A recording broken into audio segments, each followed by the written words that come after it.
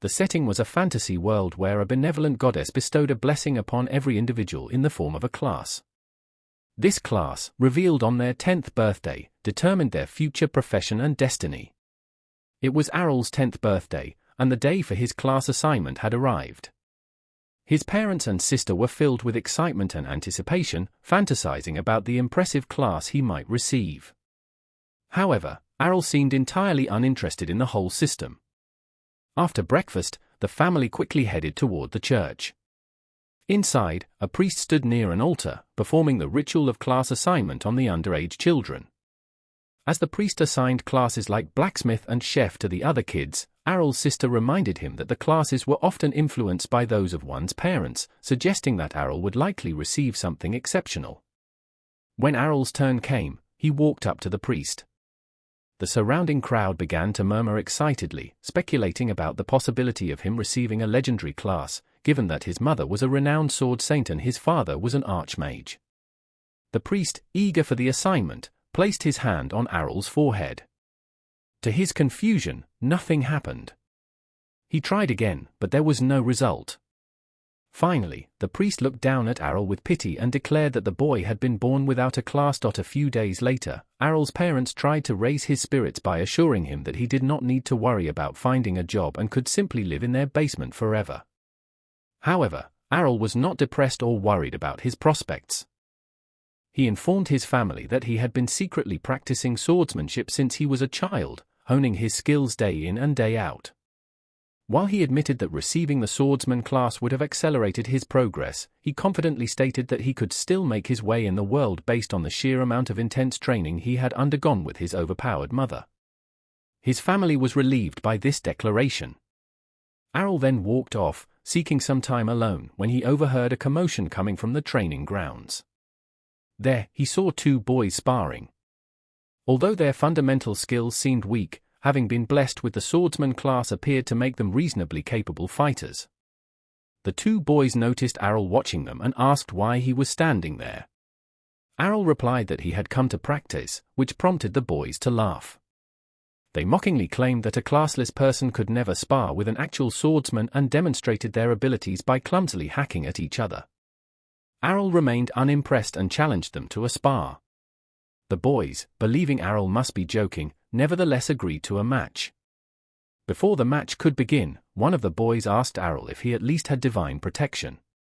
Unlike the classes, everyone was born with this protection, a barrier that shielded them from harm, though it could be broken or depleted by a much stronger opponent.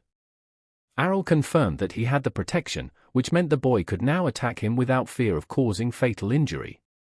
Errol, however, retorted that he did not need divine protection to defeat brats like them. This comment enraged the boy, who immediately ran at Errol and swung his sword hard. Errol easily managed to parry the attack, shocking the aggressor. The boy started swinging his sword wildly, but Errol blocked and deflected every single attack thrown at him. As the first boy grew desperate, his friend jumped in from behind to launch a sneak attack. Errol was too quick and jumped out of the way just in time. He then realized that compared to his mother, these two boys were nothing. He thought that a 2-on-1 match might provide a slightly better challenge. With that, Errol suddenly rushed toward the two sparring boys and struck one of them on the chin with the pommel of his sword, immediately knocking him unconscious. The second boy lost his balance, tripped over his friend, and also fell down. Both boys immediately started crying and complaining about the unfairness of the situation, acting like sore losers. Suddenly, a red-haired boy entered the training ring. He ordered the two idiots to be silent, remarking that if this were a real battlefield, they would already be dead. Errol did not recognize him, but the red-haired boy seemed to know Errol well. He walked directly up to Errol and challenged him to a duel. The challenger claimed that Errol had only defeated the two chumps because he possessed some innate ability inherited from his mother, the sword saint.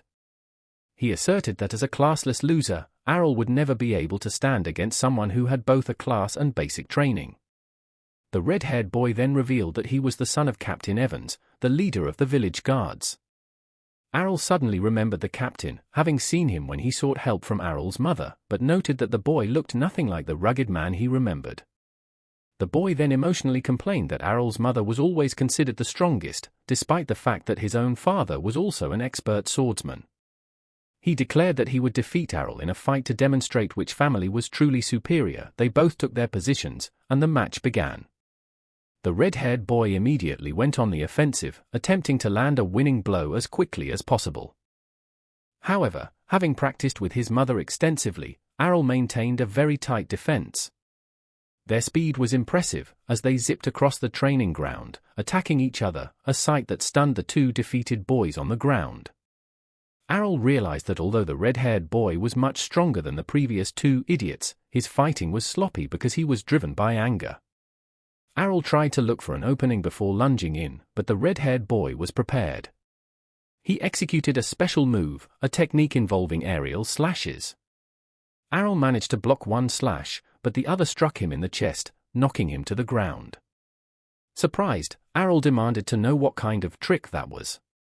The red-haired boy claimed that it was a skill that a classless loser like Errol could never learn. A few days passed following that loss, and the defeat had ignited a new fire within Errol. He went into the forest with his sword and began practicing alone on a dummy target. After countless attempts, he finally managed to replicate the twin slash technique that had defeated him.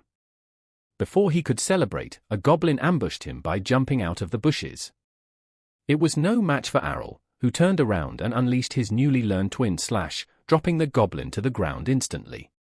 He felt excited about his new technique when a huge roar suddenly erupted from deep within the forest, shaking Errol to his core. He immediately decided to run back to the village to alert the guards, but the shout of a boy stopped him in his tracks. Realizing that the boy might be in grave trouble and that the guards would arrive too late, Errol chose to venture into the forest himself.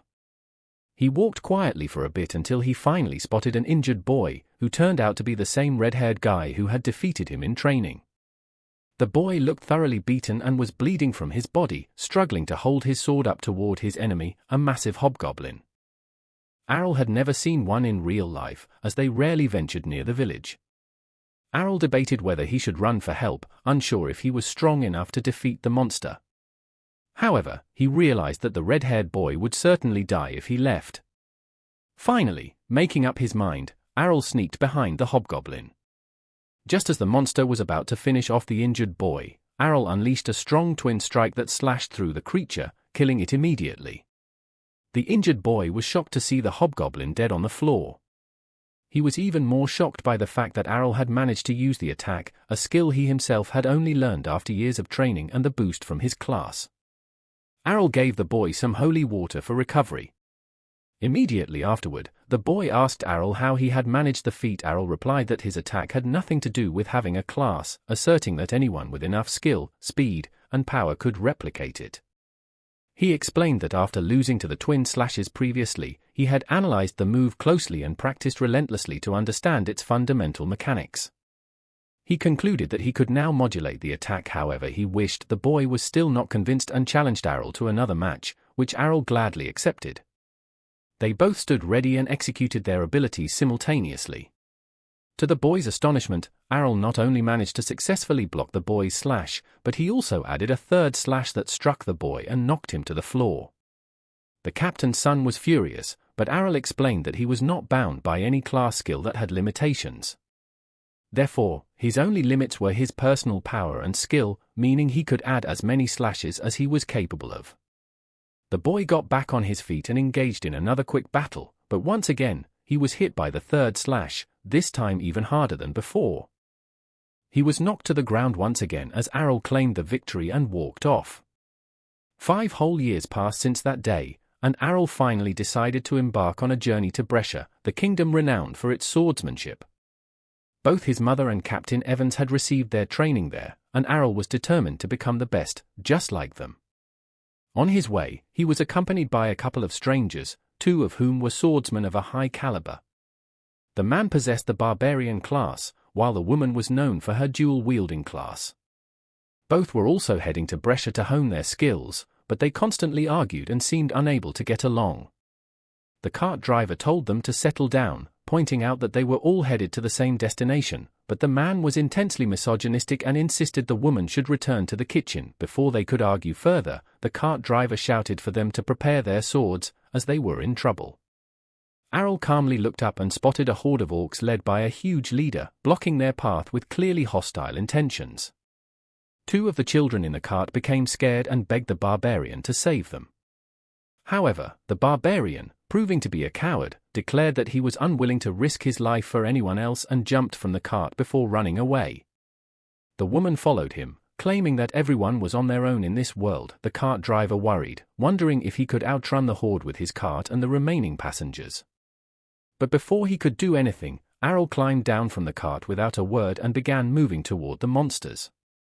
The driver yelled at him to turn back and run for his life, but Errol simply ignored him before dashing toward the first orc and stabbing it in the heart. The driver was shocked by Errol's incredible speed and accuracy. Errol then utilized a rapid movement technique, seemingly instant transmission, disappearing and reappearing in front of the orcs, taking them down one by one.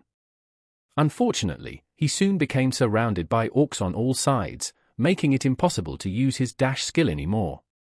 To the driver's surprise, Errol then used a technique known as the blade dance, where he spun around, cutting down everyone simultaneously. The cart driver was bewildered, wondering how Errol could use that skill, as it was supposedly only used by swordsmen with the female-exclusive sword princess class. Ignoring gender norms and proving his mastery, Errol dashed toward the orc leader. He expertly dodged its attack before leaping onto its body and burying his sword deep within the orc's skull, killing it instantly. He returned to the stunned driver and told him to continue the journey to Brescia. Finally, one of the kids asked what Errol's class was. He simply replied that he did not have any class, a revelation that completely shocked everyone. Errol recalled an event 5 years earlier when he had demonstrated the new twin blade skill to his mother. Initially, she thought she was imagining the move, but when Errol explained that he was training to replicate any skill he saw, she was overjoyed. She then promised to teach him all the skills utilized by the rare sword princess class. In the present, the driver woke Errol and informed him that they had arrived in Brescia, the renowned land of swords. Errol climbed down from the cart and observed the town center, which was crowded with people openly carrying swords. Errol turned to the driver and asked if he was an advanced-level swordsman. The driver initially insisted he was just a cart driver, but Errol argued that only a skilled swordsman could have identified the moves he used on the spot. The cart driver finally admitted that he belonged to the Holy Knights class, which he described as a good class, but he claimed he had grown bored of constant fighting. He preferred to relax occasionally by pretending to be a normal driver. Realizing this was likely Errol's first time in the city, the Holy Knight advised him to find a guild immediately. He explained that without a guild, Errol would be unable to participate in the local tournaments. In Brescia, fighting and winning these tournaments was the primary way swordsmen proved their worth and earned income. Errol stated that he did not care about money, but he was eager to fight the strongest swordsman the city had to offer. The driver warned him to be wary of toxic corporate guilds that could metaphorically suck your soul. With that, the driver left, and Errol moved into the city. Errol observed the city's activity, noting the different guilds announcing membership drives and the swordsmen lining up to try their luck with the better guilds. While walking, he bumped into a blonde girl who immediately latched onto him, aggressively asking him to join her famous guild.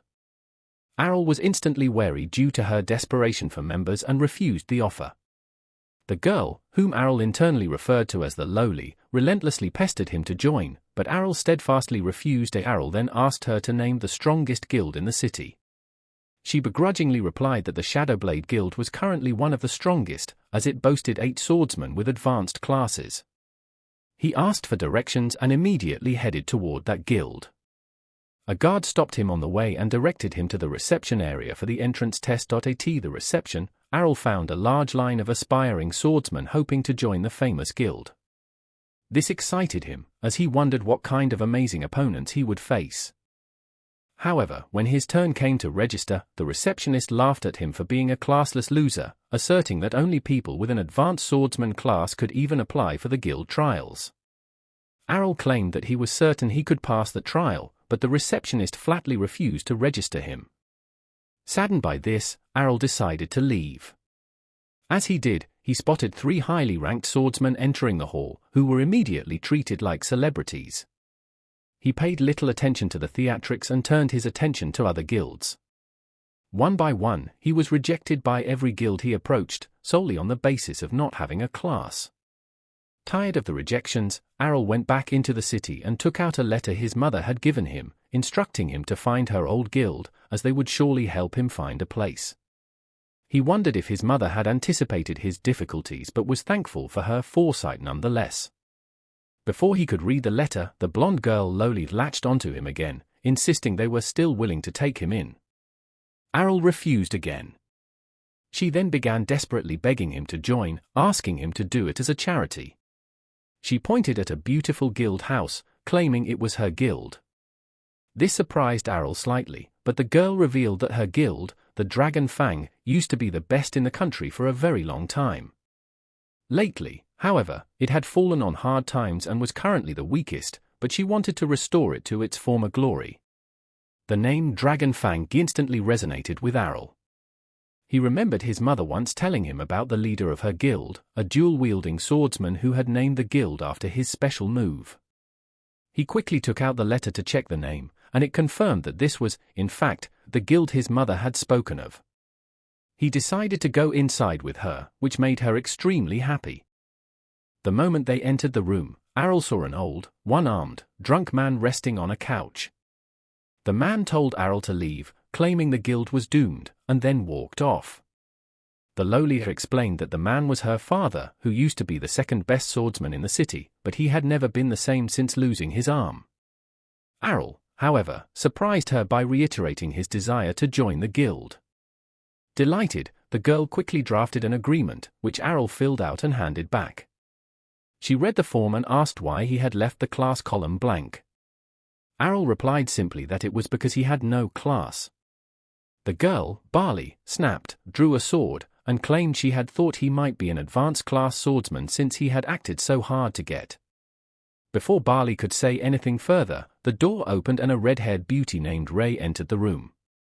Barley immediately ran to her, crying that this classless idiot had deceived her into joining the guild. This drew Ray's immediate attention. She looked toward Errol and claimed she never thought she would see him there. Errol was confused and asked how she knew him. Ray looked surprised, stating that they were from the same village and had trained together. This still did not ring a bell, but finally, Errol realized that the red-haired boy he had fought so many times before was actually a girl. Barley also knew the story and asked Ray if this was the classless guy who had defeated her when she was young, as she had always assumed the story was a myth.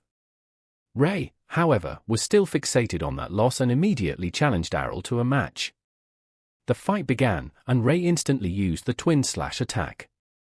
Errol thought he could counter it, but to his surprise, Ray's slashes blasted through his own and hit him straight in the chest. Confused, Errol was informed by Ray that she possessed the Power Swordsman class, which enabled her to use a sword 5 times heavier than normal, granting her 5 times the power in each strike. Errol was impressed that she had retained her speed despite using a heavier sword, but he determined that her speed was nothing compared to his own. The next time she attacked, he created an after-image of himself, which successfully distracted Ray, allowing him to appear behind her and strike her in the back. Ray was confused and tried again, but the result was the same. She could not believe that Errol was using a technique typically utilized only by the most advanced level swordsman. Errol realized that Ray was too tanky to take down with his normal attacks. Ray was also aware of this and tried to end the fight with her heavy blows. However, Errol used his mother's signature counter move, which brought Ray to her knees, ending the fight instantly. With the fight over, Barley's demeanor completely changed. She enthusiastically welcomed Errol to their guild and informed him that the Dragon Fang was currently in crippling debt. To get out of debt, they would have to enter the upcoming tournaments and fight as a 3-man group against other guilds that would field full 5-member teams. Errol, however, was excited by the prospect of fighting strong opponents and looked forward to the opportunity to hone his skills further. The next morning, Errol woke up in his own new room and bed. It took him a moment to recall everything that had happened since his arrival.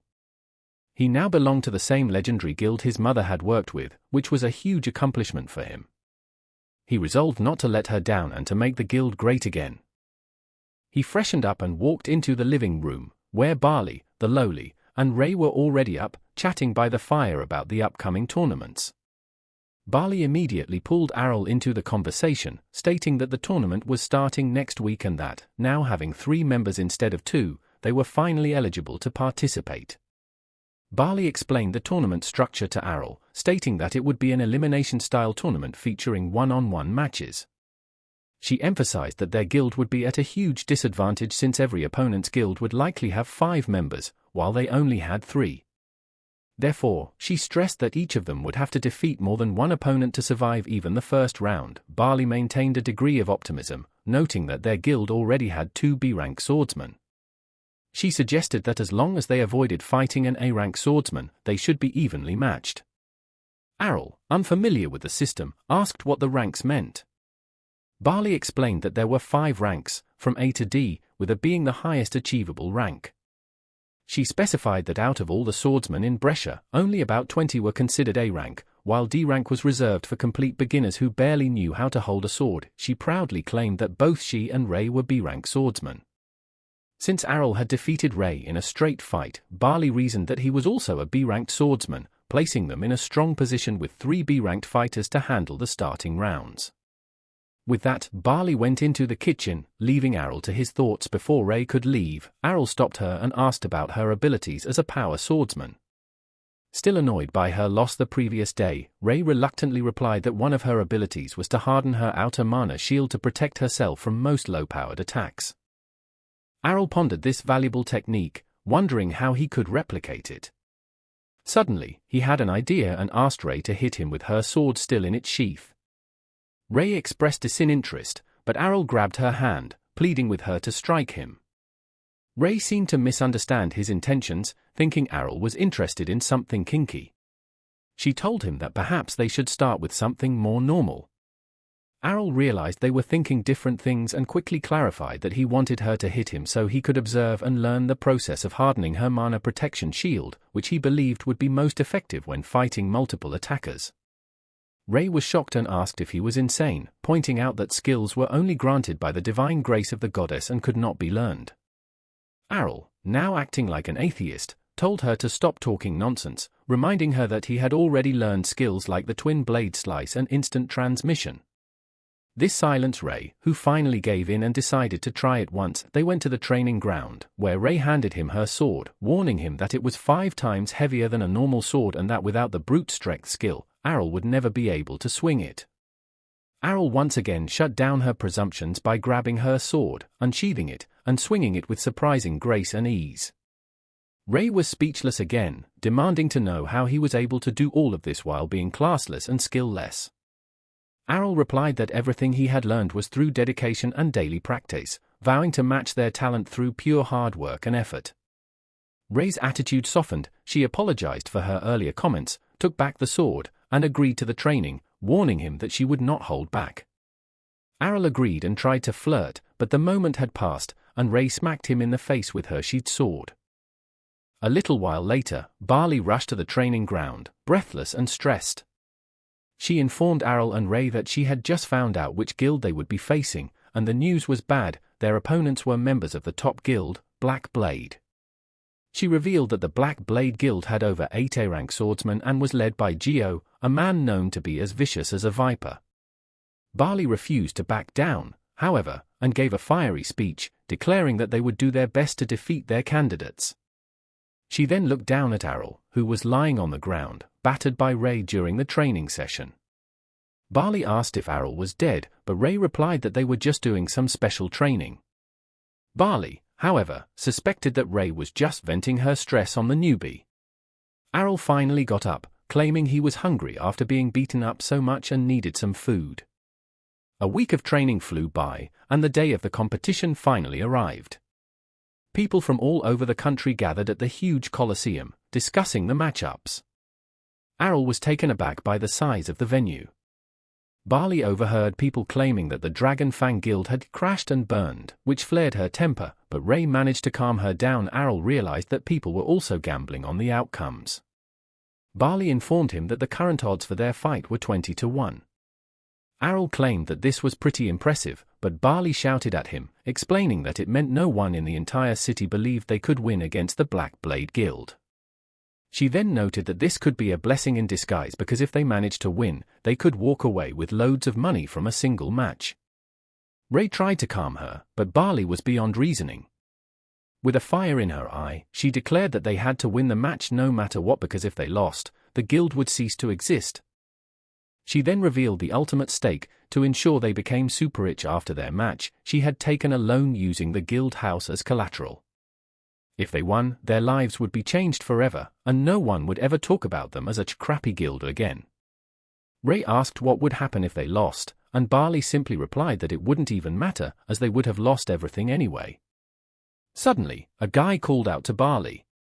It was Geo, the leader of the Black Blade Guild.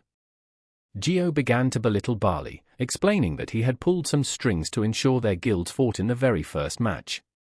He said it would be an easy fight for them, which they were bound to win, allowing them to completely extinguish the last embers of the guild that was once the best. He sarcastically told her not to worry, saying that if she managed to win, it would mean she had the best guild, but that would only happen if she defeated their A-rank swordsman. He concluded that with a classless loser on their team, a victory did not look likely. With that, he laughed at his own ingenuity and bid them good luck before walking off.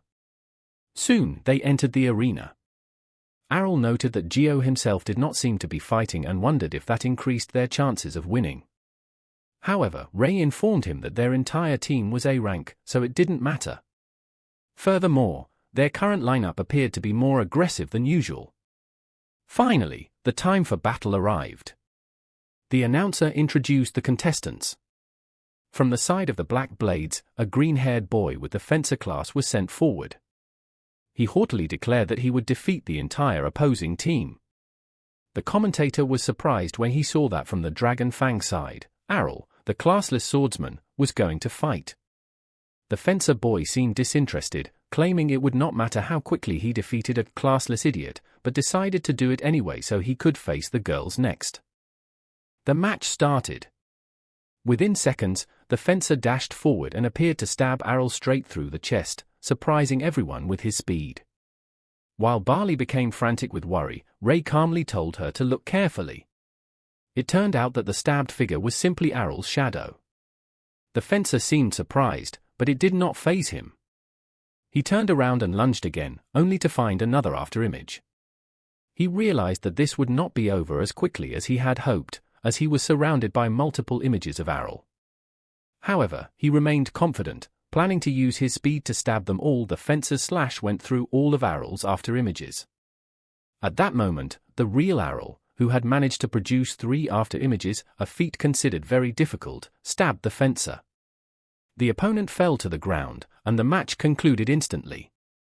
Errol commented that his mother used to practice with him using 5 images at once, and that was her holding back.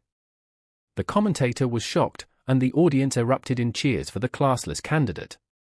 Errol internally noted that while he had used the same technique as the Fencer, his own method was not as refined, signaling a need for further practice. In the next match, Errol faced a dual wielder who launched a constant barrage of sword strikes. Errol blocked every one before using the twin slash attack to take down his opponent. With 2 opponents defeated, Errol's third opponent was a reverse grip dagger wielder who was more cautious and combined martial arts techniques with his blade. However, Errol was too fast. He confused the man with his afterimages before striking him down from behind. Ray and Barley were both stunned by the fact that Errol had just defeated 3 A-rank swordsmen in record time without breaking a sweat, a feat that filled Barley with genuine hope of winning the entire match. The next match proved to be more difficult, as Errol was matched against a shield swordsman, known for his toughness. Unable to land any critical hits, Errol was forced to dance around and slowly wear down the opponent's protection piece by piece. His opponent yelled at him, refusing to believe he was classless. Errol reiterated that everything he had achieved was through sheer hard work and nothing else. The brute scornfully told him that hard work would not take him far when pitted against talent, and rushed forward with his shield bash skill. Errol managed to use one of his mother's signature techniques, foresight, to predict his enemy's movements and successfully kick the shield down. He then used the martial arts technique he had learned from his previous opponent, kicking the brute in the stomach. Errol picked up the shield and began to advance. The enraged brute attempted to attack, but Errol managed to parry before dashing forward and using the same shield bash to destroy his opponent. The audience began to riot, calling Errol a liar and demanding that he reveal his true rank and class.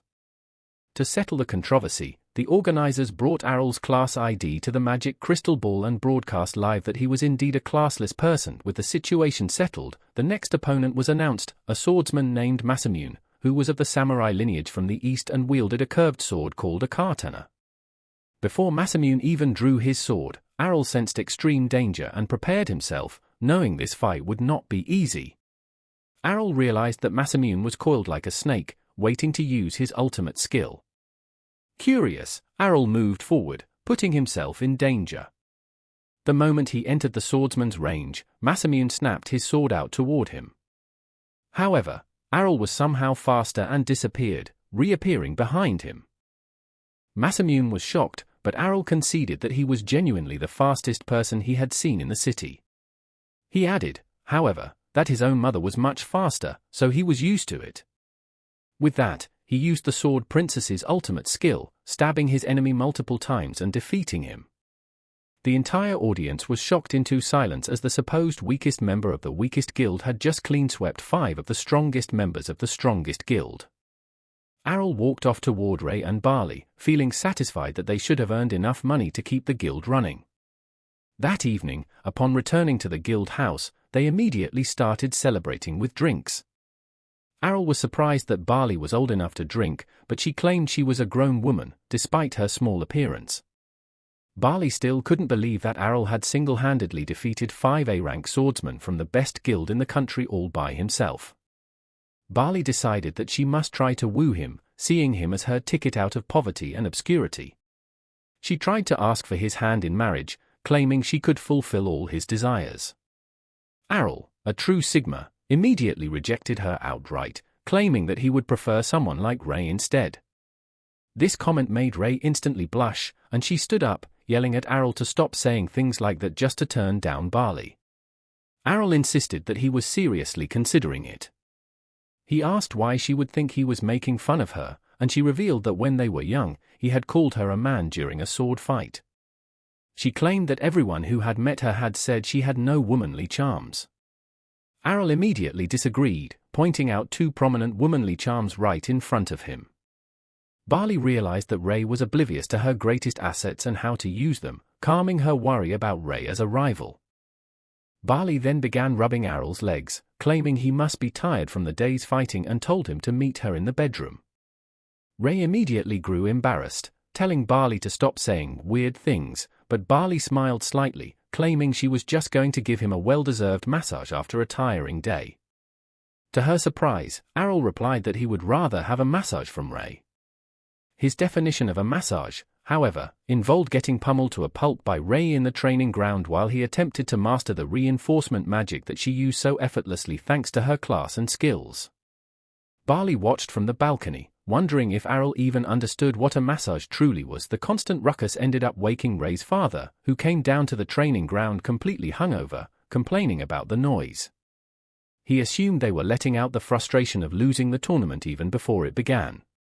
Barley, however, happily informed him that they had, in fact, won their match against the currently best guild.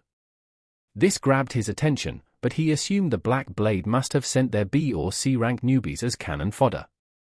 Barley surprised him even more by saying that all their opponents were A tier, and Errol had defeated them all on his own without any help. This news shocked her father out of his hangover. He looked at Errol, bruised and battered, wondering if the young man was truly that strong. Barley stated that she had placed a large bet, and because Errol had clean-swept the enemy team, she had hit the jackpot. Now, she explained, they were not only out of debt but also had enough money to cover their operating costs. Her father, however, was not optimistic. He claimed that if, by some miracle, this kid was actually that strong, he would soon be poached by bigger, more influential, and richer guilds, so she shouldn't get her hopes up. Barley told him not to worry, claiming she was soon going to marry Errol, which would bind them for life. Errol quickly announced that he was not going to do anything like that, but then turned his attention toward Barley's father. Errol claimed that Barley might be thick-headed, but at least she was not a loser who gives up on everything.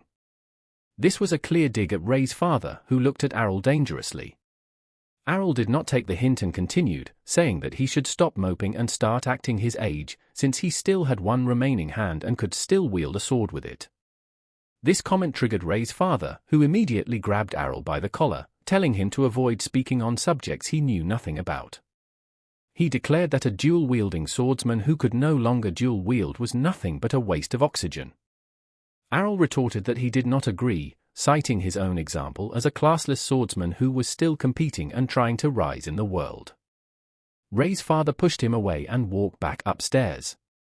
Barley and Ray immediately went to Errol's side, asking if he was all right. Barley apologized for her father's behavior while thanking Errol for speaking up.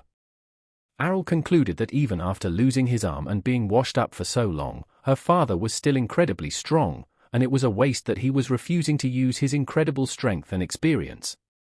Errol reflected on all the cool skills he could potentially learn from a dual-wielding swordsman and promised himself that he would motivate Ray's father, Rod, to take up the sword once again. Barley overheard Errol's bid to learn new skills and suggested that he explore the dungeons near the city. Errol was completely oblivious about dungeons, so Ray explained that dungeons were underground caves where monsters spawned in the hundreds, and the entire place was full of traps. She noted that this made them one of the best places to learn new skills and gain real-life battle experience, which would help them during the upcoming Sword God Cup.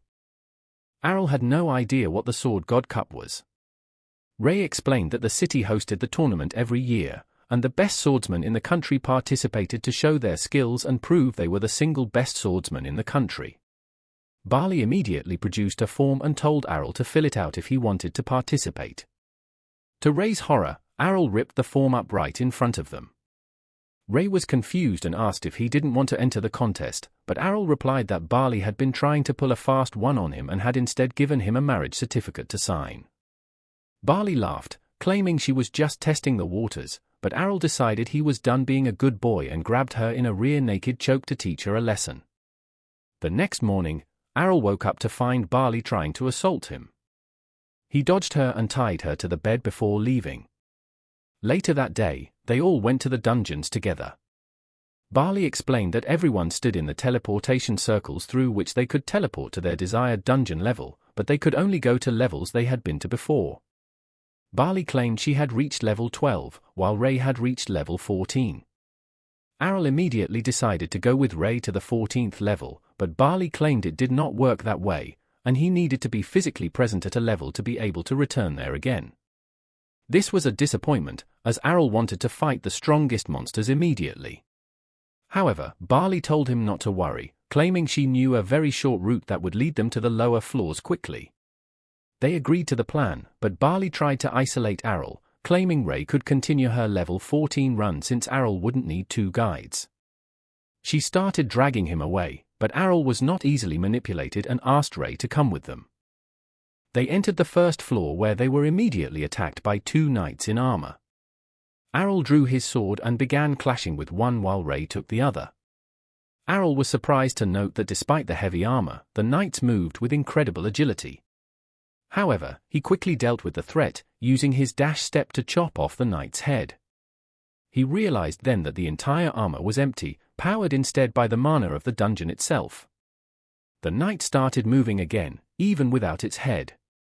Ray confirmed that the constructs had no real weakness and felt no pain. Errol decided to target the legs, which worked perfectly as the magic knights collapsed on the ground. Ray also dealt with her opponent, warning that they would soon regenerate, so they needed to move on.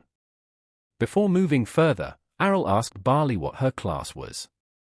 She proudly claimed she was a fencer and promised to teach him anything he wanted, either in the training ground or in bed. Errol rejected her advances once again and moved on. Before entering the second level, they heard cries for help coming from the door. When they moved closer, they found a man covered in blood, kneeling on the floor and begging for help. Ray suggested taking him above ground, but the man refused, claiming his friends were still inside and had been badly hurt by a booby trap. He begged them to help rescue his friends. Barley immediately got down to business, asking for money in return for help. To her surprise, the man paid her a good sum from money he had won gambling. "Errol, however, sensed something wrong. As they walked, he observed that whenever he himself had lost blood like that, he couldn't even sit up without holy water, let alone walk all the way back to a dangerous room. He realized the blood and the injuries were entirely fake, but decided to keep this information to himself, thinking it might lead to something interesting and fun. The man led them to a secret room where they found a trail of blood and a puddle in the center with a single gold coin. The sight of the coin immediately enticed Barley, who went to pick it up. A teleport circle immediately appeared beneath them. Ray realized this was a setup, while the man grinned, claiming he had been paid well for such an easy job. To his surprise, the magic circle teleported him alongside the others. They all emerged on a floor that Ray had never seen, meaning it was even lower than the 14th floor, but there were no signs of strong enemies yet. The man who had pretended to be hurt was shaking with fear, stammering that this was supposedly the lowest floor of the dungeon, where the advanced sword god could be found. Suddenly, a knight wearing rainbow-enchanted armor appeared in front of them. Barley refused to believe the story of the sword god class, which everyone thought was a myth. Errol, however, instantly realized the danger they were in and immediately pushed Barley down as the sword god sent an aerial slash so strong that it broke the dungeon walls. Without wasting any time, the sword god attacked Errol, who barely managed to raise his sword in time, blocking the strike. Although he was shoved into the wall, he realized he had survived only because of the reinforcement magic training he had received from Ray.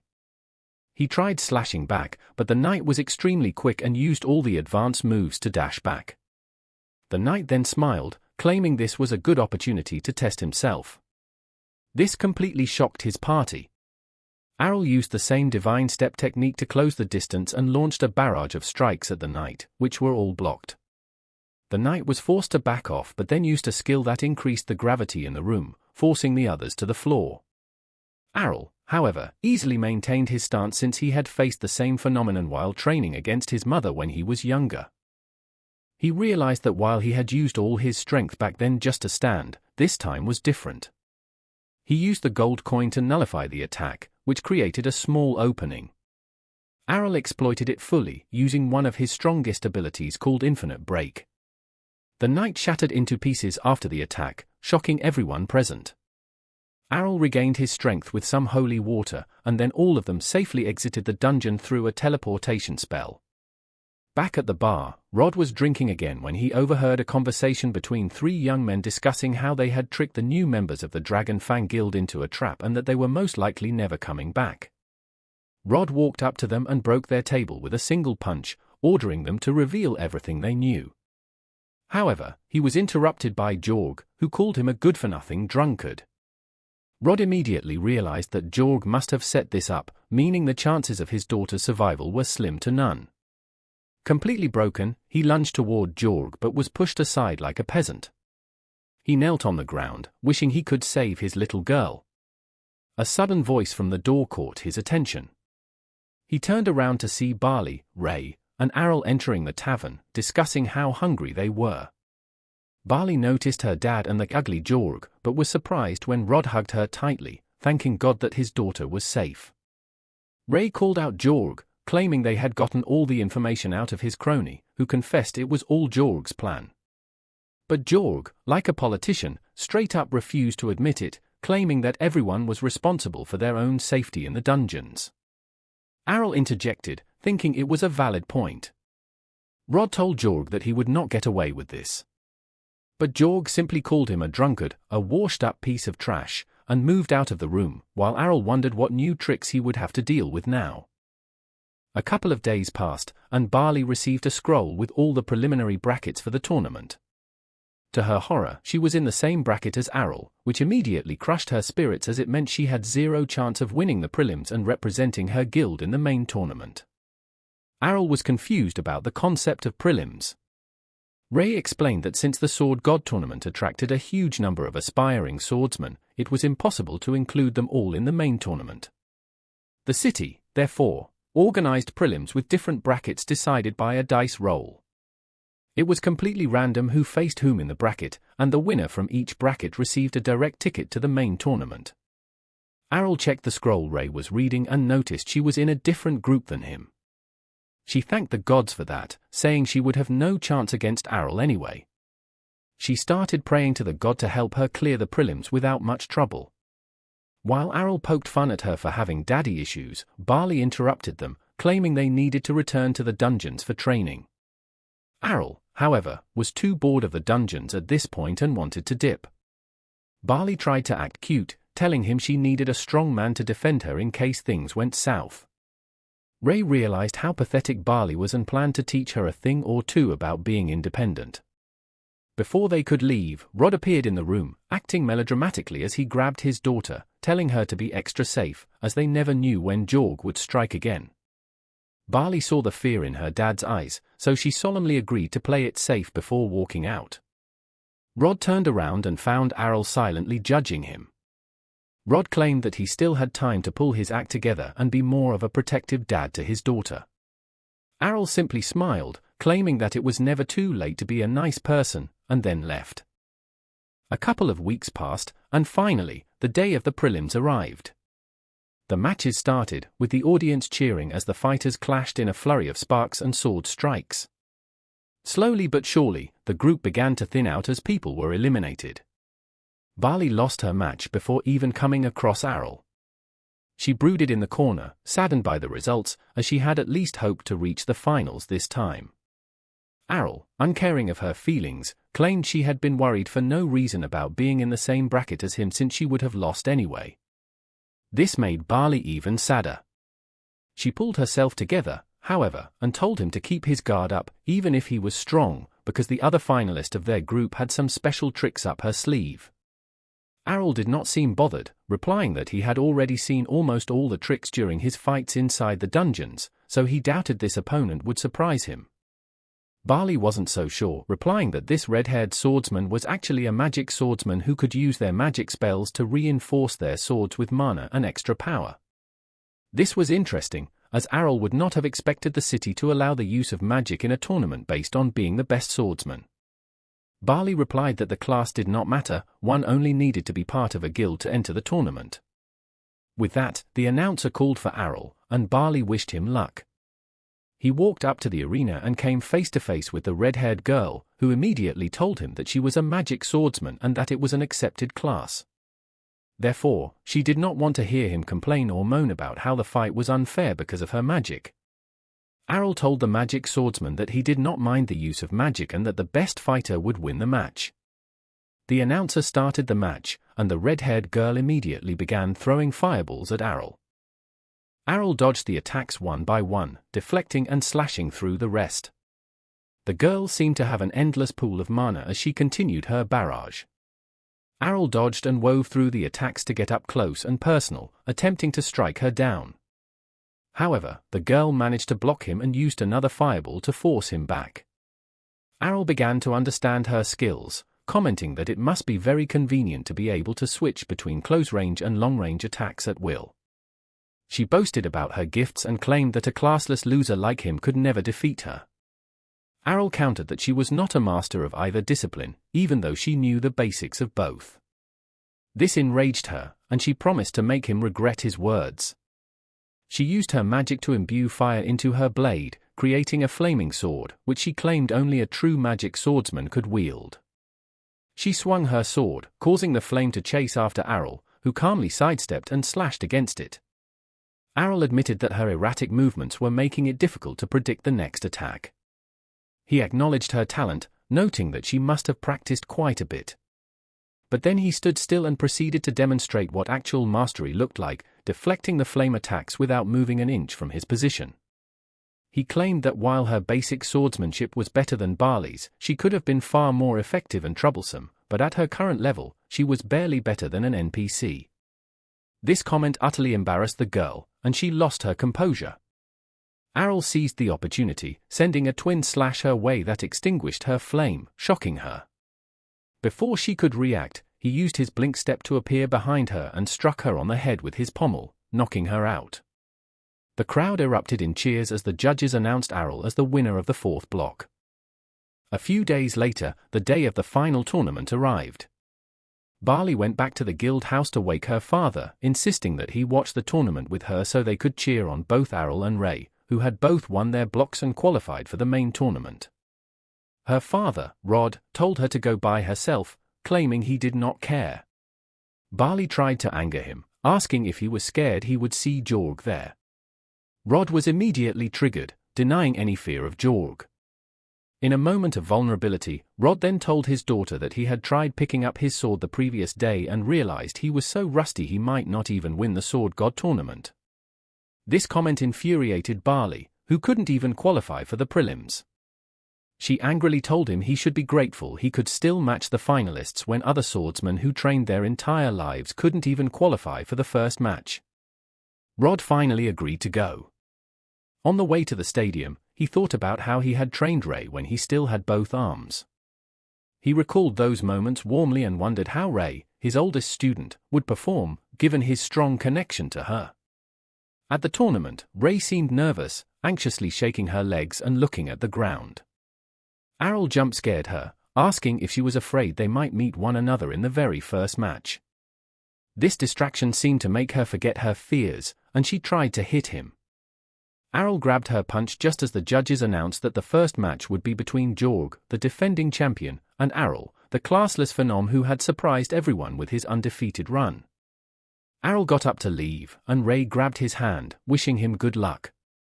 As Errol moved into the arena, Barley called out to him, telling him to attack Jorg and tear him into 64 pieces. The moment Errol spotted Jorg walking out into the arena, he immediately realized that something was wrong. Jorg's eyes had turned purple, and he had grown fangs and a horn, looking as though he had sold his soul to a demon. Errol's instincts warned him that this opponent was dangerous. Rod, however, immediately recognized the situation. He noticed the sword Jorg was holding and warned Errol to back off, as Jorg was holding a sword with a very powerful demon trapped inside it. Jorg's voice seemed different as he spoke, claiming he hadn't thought anyone would recognize him. Barley was confused, as Jorg should know who Rod was, but Rod replied that the demon itself seemed to have possessed Jorg, meaning Jorg was no longer in control. Rod claimed the sword was the original blade used by the sword god who defeated the demon king, but before dying, the demon had cursed it, causing it to be locked away in the royal repository. The demon smiled, claiming he had been sealed away for hundreds of years, but he had remained patient, knowing that one day someone would come to free him and claim his power for themselves, which was exactly what happened with Jorg. He then announced to everyone in the stadium that he was the demon named Gilda, the destroyer of mankind. This declaration brought even Ray out, who claimed she had always thought Gilda was just a myth, a legend to scare children, the demon powerful enough to destroy the entire planet itself. Chaos and fear ensued as the commoners recognized his name and started running away, causing a stampede. Gilda enjoyed the sound of humans screaming and was not going to let them escape easily. He created a magic circle beneath him, covering the entire stadium in a dome of magical energy, trapping the people inside. He laughed at the horror he was causing, claiming that the screams of humans were like music to his ears and he intended to enjoy them while slaughtering everyone. To his surprise, Errol did not move from his position and had his sword drawn. Gilda told him to run for his life, but Errol claimed that he was confident he could beat him since Gilda had been beaten once before, meaning he was not invincible. The demon laughed, claiming that the last time he was defeated by a sword god, and according to Jorg's memory, there was no sword god alive. Errol retorted that there was still a sword god alive, his own mother, and that he could still defeat Gilda without being a sword god himself. The monster couldn't help but laugh, but his laughter soon stopped as Errol dashed in for an attack, forcing the demon to back off before counter-attacking. Errol danced away from the attacks while the demon stood there, shocked, realizing that the boy had just used the divine step technique, which only sword gods utilized. Errol did not stop, continuing to use the technique and attacking the demon from multiple positions. Gilda simply smiled, claiming Errol forgot that he was in the body of a sword emperor, which meant Errol's attacks were not causing him much damage. With that, the demon jumped up and struck Errol on the shoulder, smashing him to the ground, believing the boy was finished. Gilda was shocked when the dust cleared, as Errol seemed to have absorbed the attack without much damage, thanks to his training with Ray. This shook Gilda slightly. He went in for an attack, but Errol calmly swatted him away before counterattacking with his own infinite break attack, slashing and hacking at the demon from multiple directions, completely overwhelming him in a flurry of strikes. This triggered Gilda's PTSD, as he had no doubt that Errol was using all the attacks of a sword god. However, he could not believe that a mere boy could be a swordsman of that level. Before he could formulate a plan, Errol used a strong slash to finish the demon, who fell to the ground in a cloud of dust. Everyone cheered for Errol, believing he had defeated the demon god.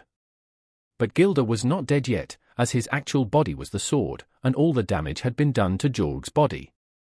He quickly started looking around for a new host and immediately jumped toward Rod. Errol managed to push Ree out of the path while Rod jumped in front of his daughter to protect her. When the dust cleared, Rod stood there with the demon sword in his hand. He grabbed Barley and placed the blade against her throat. Errol cursed himself for not realizing that he needed to attack the sword, not Jorg's body, to defeat Gilda, but it was too late. Gilda told Errol that if he moved an inch, Barley would be dead. But Errol freely moved around, telling him that he could not kill Barley. Ray did not understand why Errol was provoking a literal demon, but when Gilda tried to kill Barley, the hand refused to move. Errol claimed that Rod was much stronger than Jorg ever was, so possessing him would not be easy. Rod plunged the sword into the ground, freeing Barley. Gilda tried to fight back and regain control, but Rod was too strong for him and managed to free himself from the demon's grasp, throwing the sword at Errol, who slashed it to dust, killing the demon once and for all. A couple of days passed after the horrific incident, but it turned out to be a boon for Barley's guild. Ever since Errol won the Sword God Cup, it became common knowledge that Dragon Fang was on a mission to reclaim its status as the strongest guild in the city. Hearing this, loads of aspiring new swordsmen started registering for the guild, expecting to be trained by the Sword God Cup winner, Errol himself.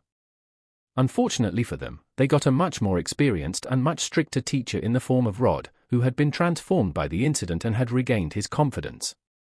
He started training the new guild members ruthlessly with the same passion he had before. He sparred alone against all the new recruits, relentlessly beating and training them until they could barely stand. One of the new recruits ended up hiding behind a pillar, but Barley saw him and confronted him. She claimed they only took him into the guild because he promised to give his all and train with full dedication. The recruit looked down, muttering that he never expected Rod himself to train them with his diabolical regime. He then asked Barley whether Errol would also train them soon. Barley let out an exasperated sigh, claiming that Errol had ended up dropping out of the guild after his victory in the Sword God Cup. She cried that even Ray had ended up following him in the hopes of stopping him, but now both of them were gone for the time being, and she had no idea when, or if, they would ever come back. Meanwhile, Errol was already in the forest, traveling in the cart of the same adventurer who had brought him to the city.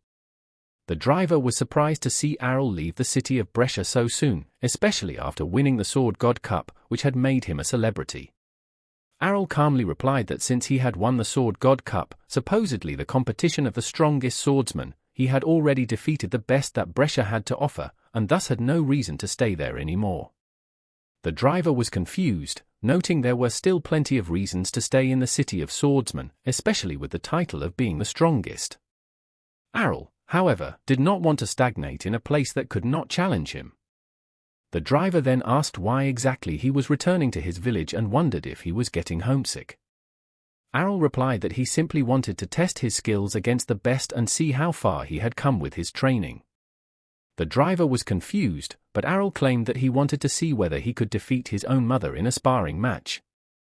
A little while later, he finally reached his village and tried to sneak into his own house to surprise his mother, who was picking up some flowers. However, his mother was too experienced and immediately sensed him coming, calling his name out. Errol was surprised but smiled, knowing he had been caught by the world's strongest fighter, not some talentless woman. His mother turned around and eyed him up and down, claiming that he seemed to have gained a decent bit of experience. Errol replied that he had managed to win the Sword God Cup. His mother seemed delighted, claiming that now they had two people in the family who had won that competition. Errol smiled at that, but in the blink of an eye, his mother disappeared and reappeared in front of him, holding a flower to his face and asking whether it smelled good. Errol was shocked, realizing that he would have been defeated if that flower had been a sword, meaning he still needed much more training if he aspired to ever reach her level of swordsmanship. He smiled at her, claiming that she had seen right through him and already knew the real reason why he was there. His mother smiled, claiming she wouldn't be his mother if she couldn't understand what he wanted just by the look in his eyes. She told him, however, that if they sparred right there, they would definitely destroy the entire house, and proposed to have their sparring session in the training ground behind the mountains. They both got ready and met at the proposed sparring location with swords in their hands. She smiled at him, wondering how strong her son was now.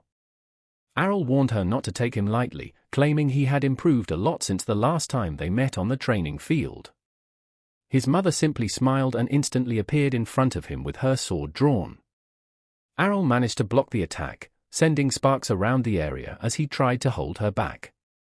She smiled at him, claiming she did not want him to think she wasn't taking this seriously, but Errol tried to ignore her words, knowing that even a moment's distraction could be disastrous for him.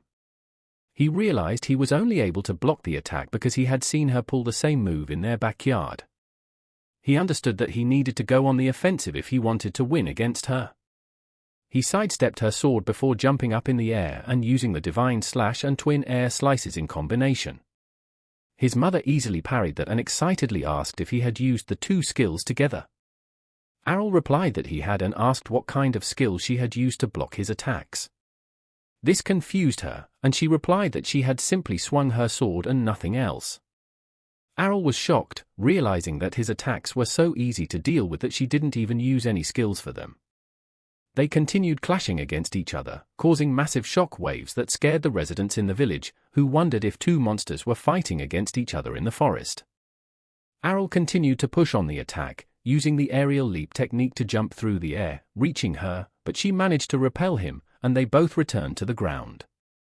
His mother smiled at him, claiming that it might be time for her to pull out all the stops, and she released the divine strength of her sword. Errol did the same, and they both clashed once again. Meanwhile, Ray also reached the village and found it rather deserted, so she decided to go over to Errol's place and ask whether he had returned yet. The door was answered by Errol's younger sister, who clearly did not like wenches rolling up to her door asking about her brother. She tried to send her away and shut the door. But Errol and his mother returned at that very moment, bruised and battered from the sparring match.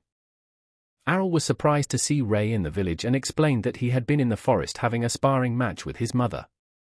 His mother seemed very proud, claiming that Errol had become much stronger and had even defeated her today. Errol smiled and replied that they were both evenly matched and that he had managed to defeat her purely based on strength and nothing else. Ray was still very surprised by Errol's victory, given that his mother was an actual mythical sword god. Errol, however, replied that his mother would have made short work of him if she were in her prime. He added that even in her washed-up state, having given up training years ago, she was still the hardest opponent he had ever faced. They soon entered the house and sat down to talk over some cake. Errol's mother was genuinely interested to know how Errol had met this pretty young lady. Errol responded that they used to live together in the city, which brought stars to his mother's eyes, making her wonder if Ray was the one. Ray immediately clarified that they were merely in the same guild and nothing else. Ray then remembered why she had come and asked Errol why he had left the guild so abruptly. Errol replied that he had left a letter of resignation, but Ray claimed he should have at least talked to them and said goodbye before leaving. Errol, with a moment of abruptness, simply replied that he had no competition left in the city, so it was obvious he had no option but to leave. His mother asked whether Ray had come all this way just because she was worried about Errol. Ray refused the idea, claiming she had actually come to become her student so she could learn all the techniques the sword god had to offer. Errol's mother responded by asking whether Ray wanted to learn how to become a good housewife for Errol. Before Ray could argue further, a familiar voice called out from the front yard. It was Evans, Ray's father, calling out to Errol's mother, claiming they needed to leave for the forest immediately, as some insanely strong monsters had been there recently and had completely destroyed half of it. Errol's mother quickly intervened, claiming that she and Errol had already gone there and dealt with the monster, assuring him it would not trouble them any further. Evans was relieved to hear this and replied that he would let the village know that there was no need for an evacuation. It was then that he noticed his own daughter, Ray, commenting that she looked more and more like her mother every single day. He asked why she was there. But before Ray could reply, Errol's mother jumped in, claiming that Ray wanted to learn how to become a good wife. Ray argued back, claiming she just wanted to be a good swordsman, but Errol's mom assured her that she would teach her both swordsmanship and wifely duties. With that out of the way, Errol went upstairs to his father's study, where he found him busy at his desk with a bunch of magical symbols. He greeted Errol, claiming he was on the verge of a breakthrough that might become his ultimate technique. Errol was not interested in this, though, and told him straight up that he had finally defeated his mother and now wanted to learn magic from his father. His father congratulated him on defeating the sword god but immediately told him it was impossible for him to learn magic. Back in the kitchen, his mother handed Ray a knife to teach her how to chop some vegetables. Ray had never held anything but a sword in her hands, so she used it like a blade, breaking the entire table and shocking both Errol's mom and his little sister. A little while later, Errol and his father repaired the table, and his father showed off his magic by repairing a broken mug. While putting the tools back in the shed, his father again told him to stop trying to use magic, as it was impossible for him to do so. He explained that with swords, Errol could practice every day and slowly improve. The broken swords in their shed were proof of his hard work and dedication. But trying to learn magic without having a mana pool was like trying to master a sword without having any arms. It was borderline impossible. Errol turned toward his dad and asked how exactly he knew that Errol did not have any mana. His father replied that Errol would have received a class if he had any mana. But Errol replied that one day while training with Ray in Brescia, he had ended up using all the guild's holy water. This annoyed Barley, who claimed their guild was already in debt and Errol's holy water consumption was dragging them down further. With that, she brought out a bunch of mana recovery potions instead and told him to drink those. Ever since he drank the potions, Errol claimed he could feel a small amount of mana moving through his body. His father was very interested and decided to test this out. He guided Errol to release a small amount of mana in the palm of his hands. To his surprise, Errol managed to do just that, but immediately fell over unconscious. This was clear proof that Errol did, in fact, have a small amount of mana inside him. When Errol finally woke up, he asked his father how he could learn magic now. His father replied that his mana pool was smaller than that of a newborn baby right now, so he needed to increase it by training every single day. Training was what Errol was best at. He bought a bunch of mana potions and committed to training every single day. After 6 whole months, he was able to produce enough mana to put him in the category of complete newbies who have a very weak mana pool. His father was overjoyed, claiming that Errol should go to the Magic Academy where he himself had learned all his spells from. He revealed a parchment filled with spells, telling Errol that he would need to learn them to produce any magic. With that, Errol's mind started swimming with new possibilities about learning magic at the same place that had made his dad one of the best wizards in the country. Later that evening, they sat down for dinner. Errol's mother proudly told them that Ray was becoming better at both housework and swordsmanship. Errol's dad told them that Errol was on the path to becoming a wizard, opening endless possibilities. 3 years passed by since then. Ray had been training every day with Errol's mom to be a better swordsman and a better housewife. This morning, Errol's mom gave her the task of making the morning tea. This initially stressed Ray out, but she soon got to it and finally served it to her with trembling hands. She waited in anticipation while Errol's mom took a sip and tasted the tea for a bit before exclaiming that she had done a really good job and the tea was exactly how it should be. This made Ray happier than she had expected herself to be. But her celebration was broken by a cry coming from upstairs. It turned out to be Errol's little sister, Mira, who cried out that when she went to wake Errol up, he was nowhere to be seen and she only found a note left behind. Both Ray and Errol's mom checked the note, which only had one line written by him: "I am going to Arsbel, the city of magic, for training." His mom grew a little sad, thinking about how he could have at least said goodbye, while Mira continued to cry. This made Ray realize how her own stunts when she was younger would have impacted her family when she left for the sword city of Brescia. Errol's mom immediately told Ray that she did not want her to leave like that. Ray replied that she would never do that and that she still had a lot to learn from her. Errol's mom thought about how first her oldest daughter left, and now Errol had left the house again, wondering when she would get a chance to see them again. Meanwhile, Errol was already on the outskirts of the village, traveling in the cart of the same night-turned-Uber driver who seemed surprised to see Errol again. Errol asked how much time it would take, and the man replied that it should take roughly 2 days to reach there. As they continued their conversation, the man commented that Errol was really weird. He had gone to the city of Brescia and shown great feats of strength and skill before leaving all the fame and fortune behind to return to the village, which no one even knew existed. Then he had disappeared from the map for a solid 3 years, and now he was heading toward Arsbel, the city of magic. Errol claimed he wanted to try his luck in the entrance examination and see how he fared against other people. Suddenly, a young red-haired boy asked Errol whether he was also going to the Magical Academy entrance exam, finding it weird since Errol was so much older than a normal examinee. Before Errol could reply, a blue-haired girl snapped at the red-haired boy, telling him not to make fun of people, as it was obvious Errol had been failing the exam for several years. Before Errol could tell them that this was the first time he was going to that city, the blue-haired girl told him it was admirable to see weak people trying to overcome their weaknesses. Both the red-haired boy and the blue girl started arguing with each other, while a green girl tried and failed to settle them down. The red boy turned back toward Errol and asked what magic he specialized in, claiming that he used red magic. Errol started thinking about the time his father taught him about all the different kinds of magic affinities: black, dark magic; white, light magic; yellow, earth magic; green, wind magic; blue, water magic; and finally red, fire magic. Since Errol did not have any innate affinities, his father had decided to try his hand at all the possible magic he could learn. Errol snapped back to reality and told the red boy that he did not really know what magic he could use since he did not have any class. The boy was surprised by it, but the blue girl called him a loser, claiming that Errol was obviously making fun of him since no classless person could ever dream of attending the Magic Academy exams. The red boy turned around, furious, telling Errol to quit making fun of him, but Errol insisted he was not trying to and proved it with his class card, which showed everyone that he was indeed a classless person.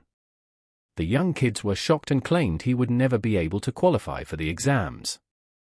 Before Errol could say anything, a huge roar came out of the forest, shaking the trees around them.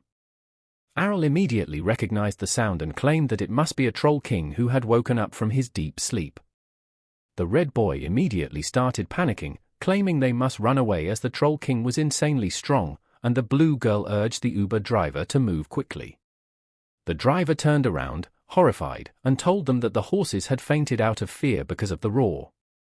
The blue girl realized there was no way out and they must stand their ground and fight. She started hatching a plan and told the red boy and the green girl that a troll was a troll at the end of the day, and they could simply work together to take down the slow beast. Their plans turned to ashes, however, when the Troll King finally emerged from the forest with a massive club in its hand. The red boy tried to calm the girls down, telling them the troll was huge, but they needed to stay calm and try to take it down. Before they could even do anything, they were jump-scared when the troll was slammed away into the air by a massive club as an even bigger troll emerged from the forest. The girls dropped to their knees, trembling and holding each other, realizing their magic would be no match for the beast. The red boy maintained his composure, refusing to be scared in front of them. He jumped out of the cab, calmed himself down, took out his magic wand, and, with all his mana, sent a fireball at the troll, hitting it square in the face. For a moment, they thought they had a chance, but when the smoke cleared, the troll emerged completely unharmed and angrier than ever. The boy had used all his mana for that attack, so he had none remaining to try and escape. The troll started charging at the boy when suddenly a huge explosion covered the entire area and turned the troll into ashes. They were all surprised, but Errol came out from behind, claiming that he should have maybe held back a little. The red boy was shocked, and even the girls talked among themselves about the fact that explosion magic was a very advanced form of magic used only by the strongest mags. Errol ignored them and immediately went over to the horses, using his healing spell to heal them back up. By the time he turned around, he found the red boy on his knees, begging for forgiveness and asking him to become his master, as he wished to become a great wizard one day. Errol tried to tell them that they had it all wrong, and he was no master, merely an examinee. He also showed them the class card again, but the green girl commented that he must be a very great mage and was using a fake card to hide his identity. Unable to resolve the misunderstanding, he decided to continue on his way toward the city of Arsbel. After a couple of days, they reached Arsbel early in the morning. The city was situated on a lake with drawbridges on all sides to let people in and out. The girls watched in shock as the cocky and confident red boy acted like a tamed puppy, circling Errol and asking him all sorts of things. Once inside, the boy told Errol that he must be taking the exam for the red magic affinity, meaning Errol and he would be together, while the green and blue girls were going to take the exams for earth and water magic. This is where Errol learned that the course and the tests were divided based on magical affinities. He worried that they might outright reject him, just like they did in Brescia, because he was classless. To his surprise, when he reached the reception desk, the receptionist smiled and put a stamp on his card and gave him his roll number. Errol asked whether it was fine even if he was a classless person, and the receptionist responded by saying that every single person has an equal right to attend the exam and no one will be discriminated against. He realized that this place was really different from Brescia and then moved toward the testing ground. There, he saw a bunch of kids lined up together while one of them fired a small fireball at a metal knight and passed the test. Before he could understand what exactly he would have to do, a young, flashy boy with red hair entered the testing arena and asked the instructor whether it was fine if he destroyed one of his metallic dolls. The instructor was confused at first, but then he checked his card and realized that the boy was an advanced magic user, a very rare class. All the boys watched in shock as the boy walked up and used his spell to create a pillar of flame, which completely engulfed the metallic knight. The cocky boy looked proud of what he did, but the red boy ended up claiming that his Errol could do better. The cocky boy immediately took offense and turned toward him, asking whether he thought a mere man could do better than an advanced magic user. The red boy defiantly replied that his Errol could eat him for breakfast and spit him out before lunch. The cocky boy claimed that these were idle threats and no one could match him and melt metal like he did. Errol finally interrupted, pointing out that the knight hadn't melted even a little bit. The instructor pointed out that the knights were made out of Mithril, one of the strongest metals in the world, and would not break so easily. The red boy again started making fun of the cocky brat, dragging Errol in by claiming that he would do leagues better. Errol smacked him on the head before heading out into the arena. He decided to use the same skill as the cocky brat, which already surprised them all. However, the explosion was nowhere near as flashy, it was just a tiny little fire column, which did not seem to do any damage. The cocky boy started laughing, but his laughter soon ended when the Mithril knight completely melted into a jumble of molten metal. The boy was shocked and claimed that eruption magic could never melt Mithril. Errol told the cocky advanced magic user that he did not mind and that the best fighter would win the match. He then explained that he had used a modified version of eruption magic where he concentrated all the fire into a single tiny column, creating an intense heat unrivaled by any other eruption magic. With that, he simply moved out of the arena and entered the blue magic arena, where the blue-haired girl managed to hit the target and pass.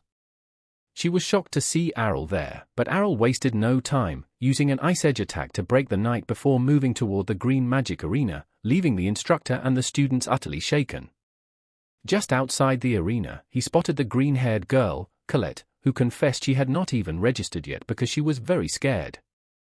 Errol gave her a pep talk and managed to bolster her confidence, walking her through the registration and then moving toward the arena. This test was very simple, they only had to produce a basic wind spell and move the windmill in front of them. In classic overkill fashion, Errol produced a tornado that completely destroyed the windmill into tiny pieces, shocking the instructor. Colette was next and was getting psyched out again, but Errol gave her another motivational talk and pushed her toward the arena, which she passed as well. With that also cleared, he easily aced both the light magic school, white, and the earth magic school, yellow, before moving toward the dark magic school, black. The dark magic school looked abandoned, with not a single soul around. Errol suddenly heard a weird noise coming from a box and was about to inspect it when a woman cried out that she had lost her pet, asking Errol if he had seen it. Errol, unsure what to say, claimed something was in the box. The woman immediately started searching through it and pulled out a weird, toad-looking abomination, a chimera, claiming she had created it herself, and asked Errol if it was cute. Errol could only smile when he was jump-scared by a skeleton from behind. His instincts kicked in, and he immediately beheaded the skeleton with a single swing of his wand. The skeleton rushed to get its head back while Errol asked if she was an undead monster. The skeleton claimed she was a beautiful office clerk and introduced herself as Lada. Errol asked where he could find the examination hall, and Lada informed him that the dark magic school was open to anyone, as they never received many students. With that, Errol managed to pass all 6 schools. After completing his registration, he walked out where the red boy, Kaido, and the blue and green girls, Kufa and Colette, surrounded him. They started arguing about how Errol would be in their respective schools since he had attended their exams. But Errol shocked them by revealing that he had cleared all 6 exams and was going to learn every single magical affinity. The 3 kids wondered how Errol could get a student ID from all the schools. Errol guessed that the schools probably did not communicate with each other regarding students, which created situations like this. Now that Errol had aced the exams and the paperwork was done, there was one problem: he was worried about the class schedules overlapping. Kaido shouted that he had already warned him about this. Errol replied that since each course required only 20% attendance, he could manage that somehow, and if he scored well in the final exams, even his teachers would not have a problem. Colette told him that he would not be able to score well if he did not take notes in class because their teachers gave out the most recent information in their lectures. Errol asked if he could borrow notes from them, and they were all happy to share. They asked what he would do about the other 3 schools. Errol explained that the Black Magic School did not have a fixed course schedule, and most students learned through self-study. Now, only the yellow and white schools were left, and Errol thought that if he focused more on them, he could pass the exams of all 6 schools. While Kaido was fully supportive of Errol's ambitions, Kufa pulled Colette aside and asked if Errol could really pull off this insane stunt, as most students could not even manage 2 schools at once. Errol decided to go to the red school with Kaido first, where the arrogant brat from their examination, Royce, was also present. Royce was alarmed when he saw Errol and confronted him, but Errol did not even pay him any attention. This made Royce really annoyed, and he declared that what happened in the exam was a fluke because a mage like him could never be defeated by a mere spellcaster. Errol told him that he was not a spellcaster. Royce misinterpreted this, thinking Errol was claiming to be a mage like him, but Errol immediately shot down that theory. This shocked Royce, who then imagined Errol as an archmage, but to his shock, Errol denied that allegation, too. Before the conversation could continue, the teacher arrived, and Royce immediately asked him about Errol's class. The teacher checked the register and revealed that Errol was classless, which made the blonde brat doubt his whole existence. With that, the teacher started the lecture. Kaido had a hard time understanding the magic script, which had become even more complicated than he last remembered. However, for Errol, it was just basic level stuff, and he wondered why they were even being taught it here. The teacher answered that most students had not yet learned the grammar for the magic script, which was the most important part for casting spells efficiently. He talked about the benefits of mastering the script and added that once students reached an advanced level, they could rearrange magic spells to make them even more powerful. Kaido remarked that this was the same thing Errol did, and he was shocked to hear it was a high-level technique, as he had seen his dad play around with spells for as long as he could remember. Soon after, Errol pointed out a mistake the teacher made in writing a spell formula. Kaido was impressed, but Errol told him that since he could not use skills, he had to memorize all the spells. Since some were too long, he had shortened them down significantly to be easier to remember. The teacher, Baldy, was curious to see how Errol shortened the spells and invited him to the blackboard. Errol shortened the spell Baldy was teaching by almost half. Baldy was thoroughly impressed and noted that theoretically the spell should produce the same output, but there were no safeguards. He said the spell might explode if the caster couldn't control their mana perfectly. Errol replied that divine protection would save him from lethal damage, and he was fine with the pain from the explosion. Baldy was thoroughly impressed by this and asked Errol if he would like to take a promotion exam to move to the 2nd grade. Royce also volunteered to take the test, and Baldy had no problem allowing him to participate. Baldy led both boys to the test zone, a narrow corridor with a monster cage at the end. He told them that once they were in the corridor, a monster would be released from the cage, and if they could defeat it without letting it get close, they would pass.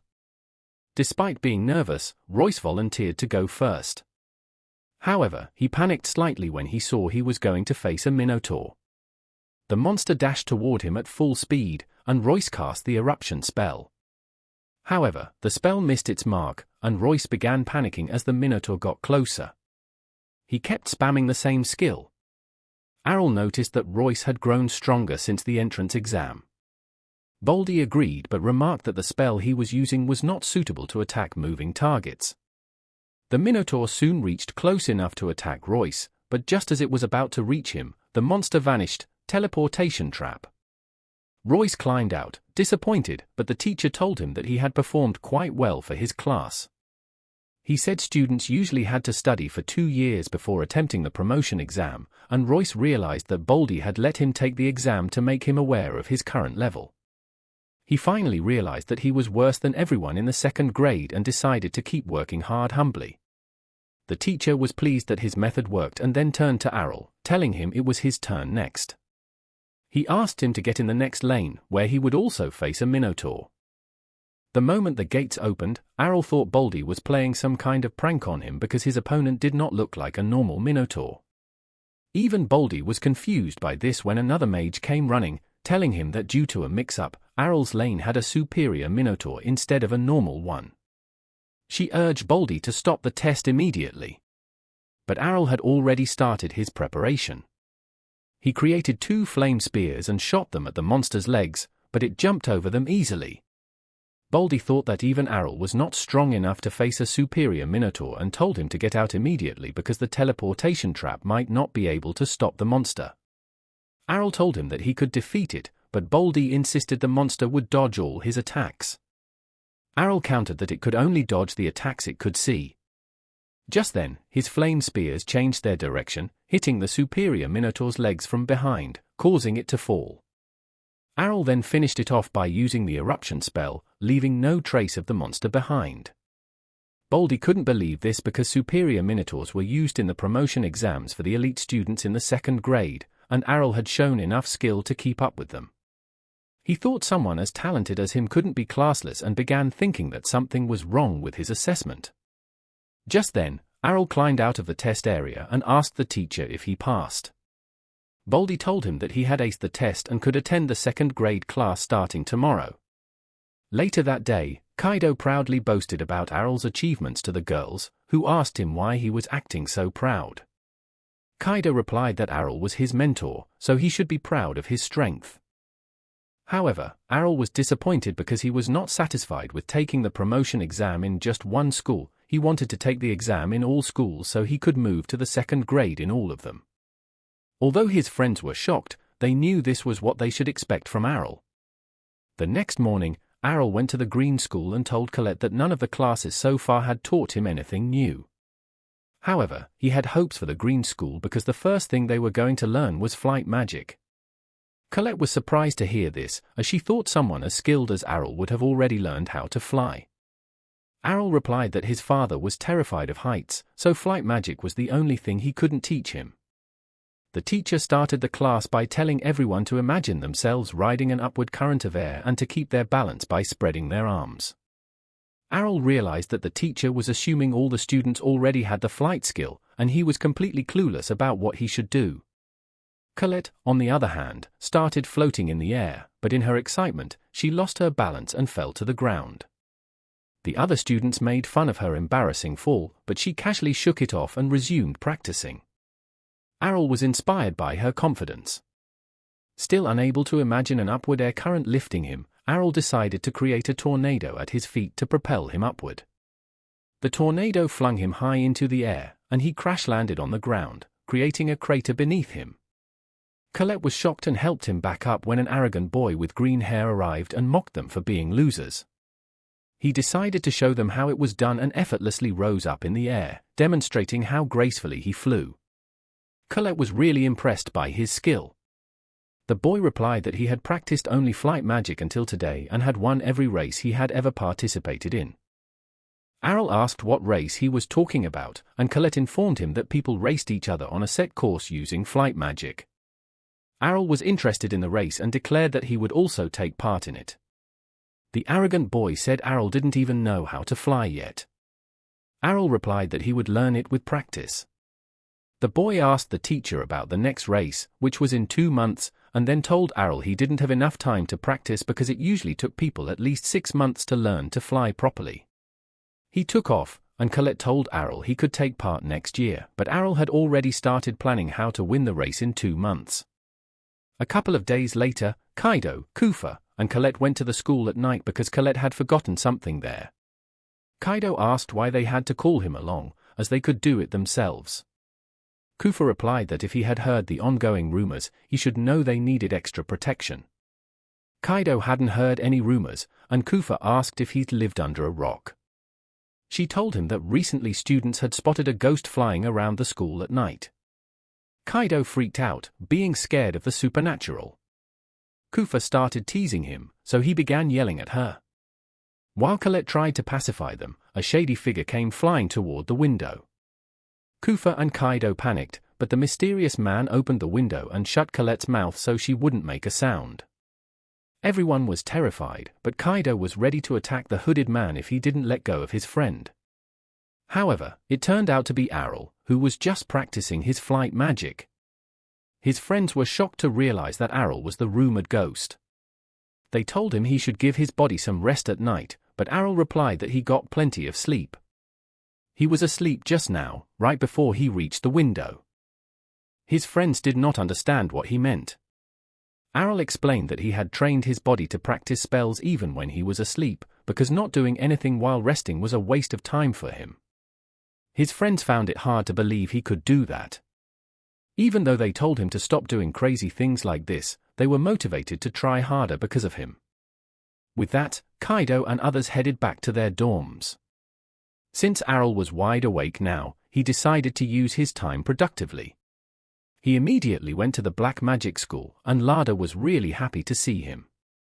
Errol told her he was here to get permission to enter the library. Lada asked what kind of books he wanted to read. He replied that he read all the books he could find because they had a lot of valuable information. Lada was surprised, as most people were creeped out just at the mention of black magic books. He wanted to take the exam in all schools so he could move to the 2nd grade in all of them. The next morning, Errol wasted no time catching up to the blue class teacher and asked her to let him take a promotion exam so he could ascend to the next grade. The teacher was unsure of his abilities and told him that those exams only happened once a year, but he was welcome to apply then. Errol pressed, claiming he knew about the teacher's recommendation system, and if she recommended him, he could take an exam right now. The blue teacher agreed it was a rule, but they only used it for exceptional students who were 1 in a million in terms of their abilities. Errol told her to see his magic once and decide for herself. The teacher turned around with a sigh, telling him that if he started attending the classes regularly, she would then have a look at his magic and judge whether he was worthy for a promotion. Errol made a face, claiming that attending these stupid classes was the worst thing he could do right now.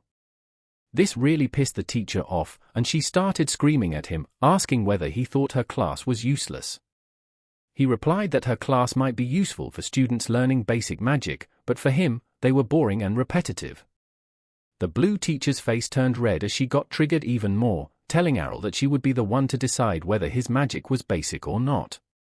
Errol's rage baiting proved successful, and he let out a sigh of relief, happy that he could finally learn more advanced magic after his exam. The instructor, Hangle, took Errol to an arena while Kaido called out from above, wondering why Errol would dare to provoke Hangle, as she was just 1 step away from becoming an archmage, a supreme class for any mage. Errol, however, was not bothered and stood defiant in the arena. Hangle told him the rules were simple, no physical attacks were allowed, and if he won the mock battle, she would let him take the promotion exam. Errol simply nodded, claiming that he thought he had a good chance of securing victory. This truly triggered Hangle, who was astonished by Errol's overconfidence in the face of a borderline archmage.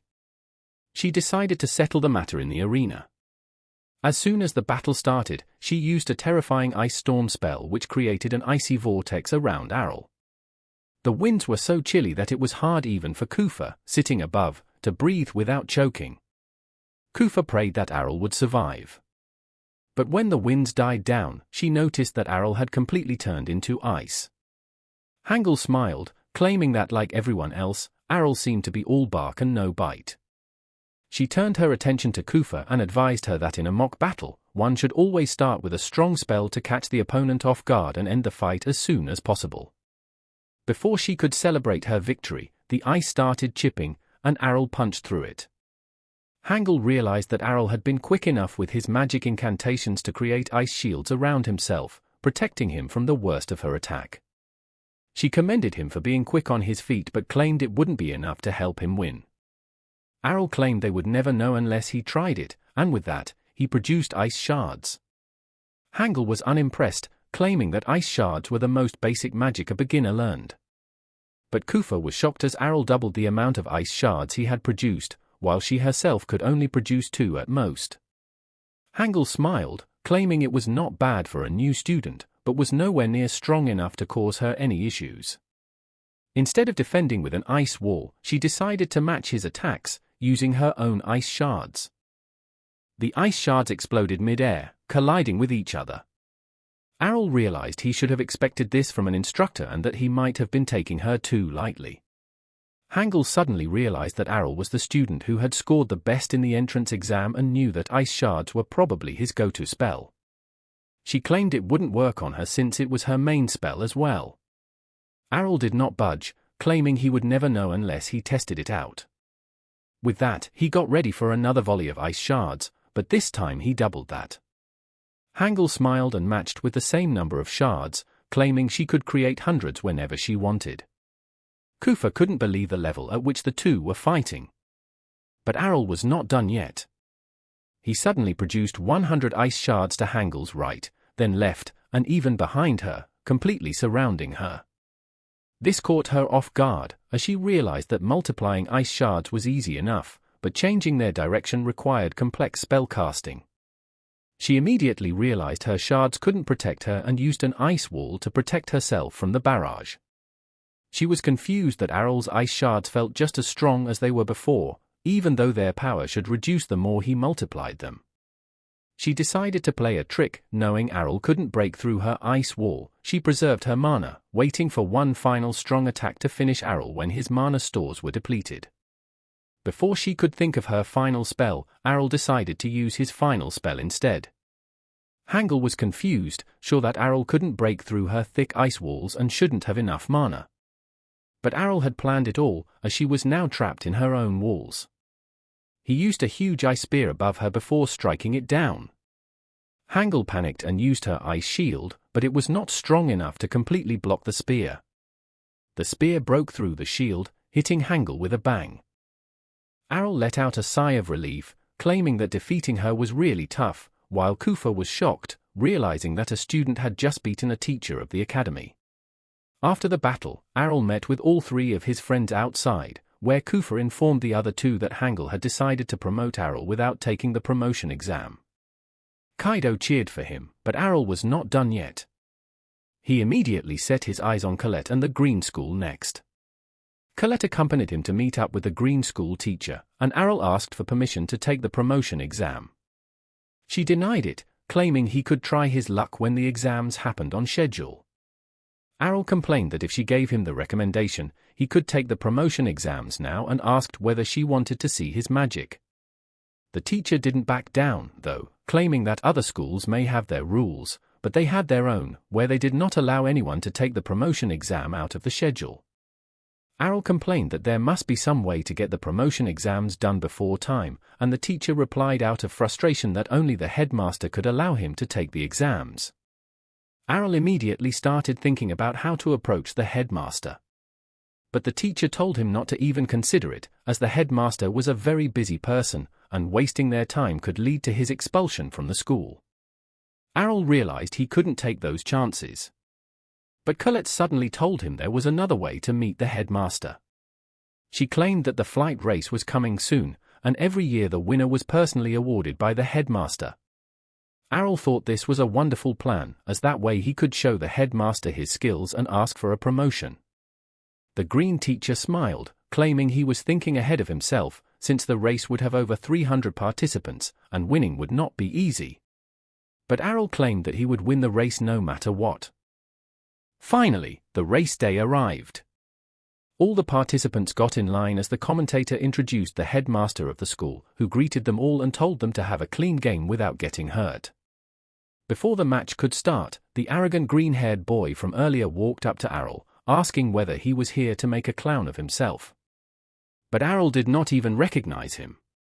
This infuriated the brat, who claimed that he was Sky and was going to become the fastest mage in the world. With that, the match finally started, and the racers took to the air, colliding into each other and falling, while the better ones rose above the rest and started making their way through the course. One participant flew like a rocket but had no control, so he smashed into the walls and was disqualified. 15 participants were leading the pack, mostly familiar faces from the senior batches, but one of the professors realized there were 2 new faces in the mix, both from the first year, Errol and Sky. Sky was shocked that Errol was able to keep up with them, but Errol replied that everyone was moving very slowly right now. Sky seemed confused, but Errol told him that it was a long race, and if they went full tilt from the start, they would slow down at the end and have no energy to finish. They continued moving at a steady pace when they arrived at the first tricky turn, where they had to maneuver through a narrow gatehouse and then take a sharp left. Some racers went ahead but were unable to make the turns, resulting in them falling into the water. Sky used his own strategy by staying in the middle of the pack, which gave him the optimal position to take a successful turn. After turning, he smiled to himself, thinking Errol was probably lost by now. But to his surprise, Errol was managing to stay right there with him. Soon, the leader of the pack, Dione, who was also the winner of the previous 4-year races, pulled ahead of the rest. To their surprise, both Errol and Sky, who were supposedly rookies in their first year, managed to keep at Dione's heels. Even Dione seemed shocked that 2 first-years could keep up with the fastest person in the 4th year. Sky started struggling with the speed but refused to back down and pushed forward. But Dione revealed that she was still not going full speed. She took it up a notch and pulled ahead while Sky slowly started running out of gas, sweating as he tried very hard to stay in the race, but it was no use as he completely ran out of mana. The yellow school professor commended Sky's efforts, claiming he could do great things if he kept working on himself. But to their surprise, Errol was still close behind Dione. She was surprised that someone could still follow her at this pace, so she decided to take it up another notch and sped up. Errol realized that his 2 months of training was not enough to beat this girl. So, he decided to take out his trump card. He started using magic to create pockets of air beneath his feet and started jumping from them, which gave him enough boost to maintain Dione's speed. The commentator was confused and did not understand what was happening. But the light magic instructor had sharp instincts and explained the magic Errol was using, but claimed that to be able to generate enough lift from that, someone would need the leg strength of a supreme class swordsman, which was what confused him. They did not know yet that Errol never missed leg day as he continued to give Dione a tough competition. The light magic instructor claimed that they must slow down soon, as they were at the home stretch and would have to make a sharp turn once again to rush toward the finish line, and at these speeds, they wouldn't be able to do that and might crash. Dione knew very well that they needed to slow down, but she also knew that the first to slow down would be at a disadvantage. She continued her speed for as long as she could, but then decided to slow down as there was no way she could make the turn otherwise. Errol, however, did not care and rushed to the corner, punching the air pocket to make the sharp turn instead. With that, he managed to clear the finish line in the first position, winning the race, while Dione came in second. Instead of being a poor loser, she shook Errol's hand, congratulating him on the victory and wishing him the best for the future. After a while, Sky also reached the finish line in the third position but was too spent to say anything and simply collapsed on the ground. A little while later, the headmaster presented Errol with his medal and certificate. Errol seized the opportunity to ask the headmaster for a promotion to the 2nd grade. The headmaster smiled, claiming that he had shown he was an exemplary student and was free to be promoted to the 2nd grade. With that, Errol completed the promotion in the green, red, and blue schools, meaning only 3 more schools remained. After securing the promotions from the green, red, and blue schools, Errol turned his eye toward the Earth School, yellow, as his next step. He went into the department and straight to the reception, where he immediately asked the receptionist what the quickest way of getting a promotion was. She thought for a moment before replying that participating in the annual assembly and showcasing one's skills would be the first step. Errol's eyes lit up, and he immediately told the receptionist to sign him up for that. But the receptionist informed him that, unfortunately, the ship had sailed and the assembly registrations were over. Errol couldn't believe his ears and started asking all sorts of questions, trying to find a way out of this problem, as without his promotion, he would have to attend pointless classes. He continued haggling with the receptionist, who told him firmly to go away, as she had no way of admitting him. He begged her for a chance, promising that he was ready to do anything to get into the assembly. Just then, a tall teacher called out from behind and asked why he wanted to attend the assembly so badly. Errol responded that he wanted to get a promotion, which made the teacher laugh. He replied that Errol could attend the assembly if he became his research assistant. Errol's eyes lit up, and he immediately accepted the position before turning toward the receptionist, who shook her head in dismay, asking Errol whether he had the faintest idea what he had just put himself into. Errol was confused and asked more about it. The receptionist revealed that the man was Professor Rag, who was the absolute best at controlling golems and loved to present them during the assemblies. But unlike other professors, he liked to perform battles with his golems as well. Errol didn't find anything wrong with that. But the receptionist revealed that the opponents of the golems were not other golems, but actually the students who decided to become his research assistant. That's when Errol realized that he had just been tricked into becoming cannon fodder. The receptionist asked whether he still wanted to register for the assembly. To her surprise, instead of backing down, Errol doubled down on his decision, claiming that he didn't care whether he had to face a golem. If that was the only way to get into the assembly, he was willing to take his chances. The receptionist was shocked but had no other option than letting him register. A couple of days later, the assembly day arrived, and everyone got ready to present their skills through their earthbending magic. Some created beautiful swans, some created scenes from a storybook, while some idiots decided to build a sandcastle. Finally, Professor Rag's turn arrived, and a silence fell over the crowd as they wondered who his newest victim would be. Kufa overheard the audience talking about how Professor Rag tortured students every single year in the assembly, and this time, he seemed to have found a freshman. Kufa was terrified after hearing this and prayed for Errol's safety. Professor Rag immediately created 3 battle golems in the blink of an eye, which impressed the audience. Kaido noticed that these golems looked different from the one they had seen in their villages, and Colette replied that it was because these were battle golems, not the usual ones. Rag then turned toward Errol and told him to pull out his golem so the battle could begin. To Rag's surprise, Errol called out his golem named Alpha. But unlike Rag's golems, which looked like they were made of mud and dirt, Alpha looked more like a Power Ranger. The people in the audience were excited to see this, as there were no rules stating that golems must be made of mud. Errol explained that he had created the golem with the help of materials he found throughout his journey and combined them through alchemy to produce good armor, after which he used earth magic to control his creation. Therefore, it should be a completely valid golem. Rag simply laughed at that, telling Errol to stop joking around, as there was no way he could control such a heavy frame with earth magic, and there must be a human hiding inside the armor. With that, he pulled off the helm only to find darkness staring back at him. Errol put the helm back. Rag claimed that Alpha's metal look made the parts too light to have any sturdiness and that despite Errol's effort, his creation wouldn't survive a single hit from Rag's golem. Errol simply told him to shut his trap and bring it on. Rag immediately ordered one of his earth golems to attack. The golem rushed straight toward Alpha with incredible speed and aimed a punch straight at its head. Alpha, however, simply caught the punch in its hands without moving from its position. This alone caused Rag's golem to crumble into little pieces as if it were pottery. Rag was in disbelief, as his golems were supposedly the strongest in the academy. He chalked it up to luck and ordered all his golems to attack at once, boasting about his huge mana reserve that allowed him to control multiple golems simultaneously.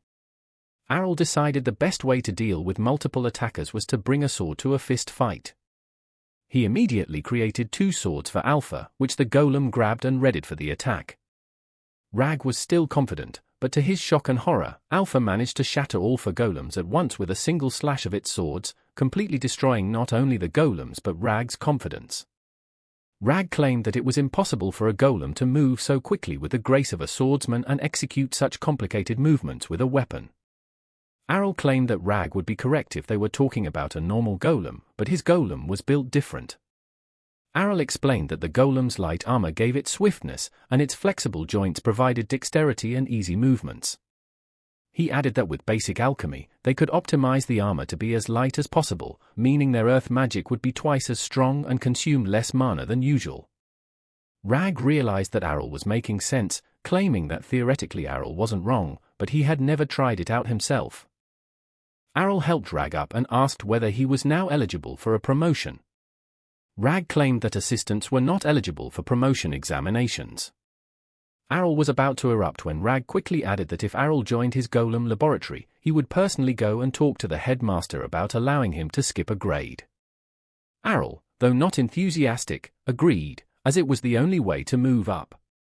Next on his agenda was to pass the Light Magic School, White, promotion examination.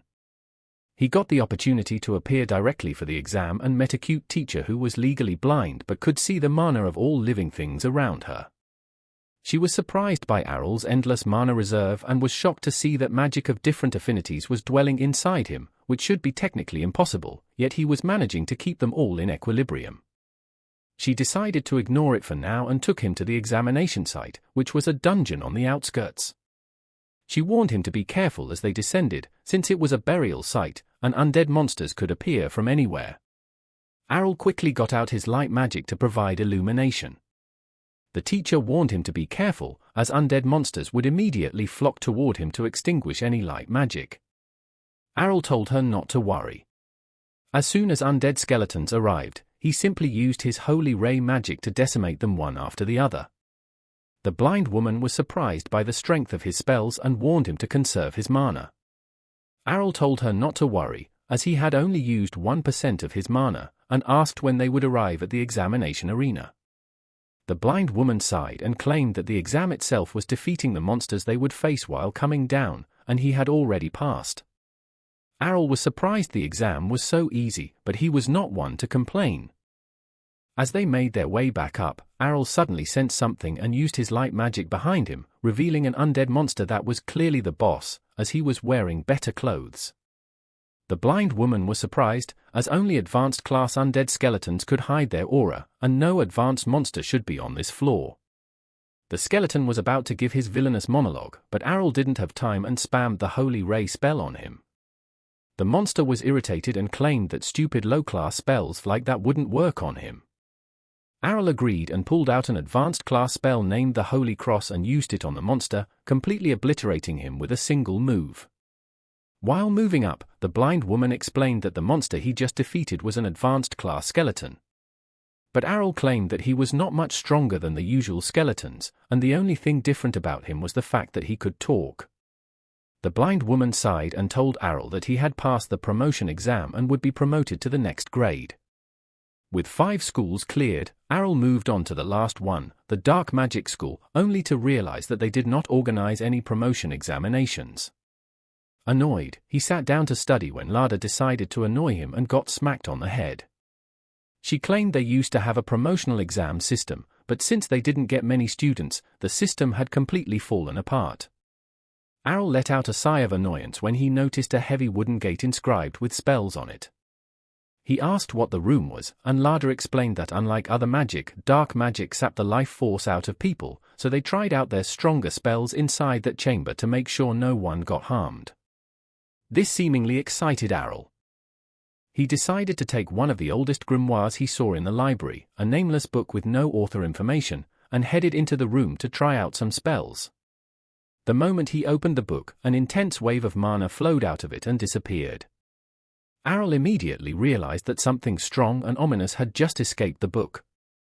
His hunch was correct as he spotted a demon floating in the air. The demon claimed he had been trapped in that book for an eternity, but Errol had finally released him. he decided to thank Errol by making him his first victim and drinking his blood. Errol immediately defended the attack by blocking it with his wand. He told the demon it wouldn't be very easy to escape this place and tried to hit him with a fireball spell, but to his surprise, nothing came out of the wand. The demon laughed and pointed down to a magic circle he had created, forcing Errol into an anti-magic barrier field. He laughed, claiming Errol couldn't do anything. But Errol decided to simply slap the demon instead. The demon laughed, confident that spellcasters were terrible at hand-to-hand combat. But before he could even blink, he was decapitated by Errol. This shocked the demon, who couldn't believe a mage had cut his head off with a wand, no less. He reattached his head and told Errol that even if he was a magical swordsman, he wouldn't be able to defeat him. But Errol proudly exclaimed that he was a classless person and began attacking the demon relentlessly. At first, the demon laughed, claiming he had an endless mana reserve. But soon his mana started depleting, and he grew smaller and smaller while Errol continued his assault. Finally, he became the size of a rat and started begging Errol to stop, as otherwise he would disappear entirely. Errol decided to stop but used a servitude seal to make the demon his slave. The demon did not like it, but every time he complained, he was burned by a flame magic due to his servitude seal. Lada entered the room after hearing the commotion and was shocked to see that Errol had captured a demon. Errol named the demon Maddie and showed it off to his gang of little children, Kaido, Kufa, and Colette. 6 months later, the grand festival arrived. Kaido asked Errol whether he would be participating in the Battle of the Six Schools. They started arguing about which school Errol would fight for, while Errol asked if he couldn't just use all the magic he wanted. Maddie told Errol that this competition was supposed to be one school of magic against the other, so he would have to choose one sort of magic and roll with that.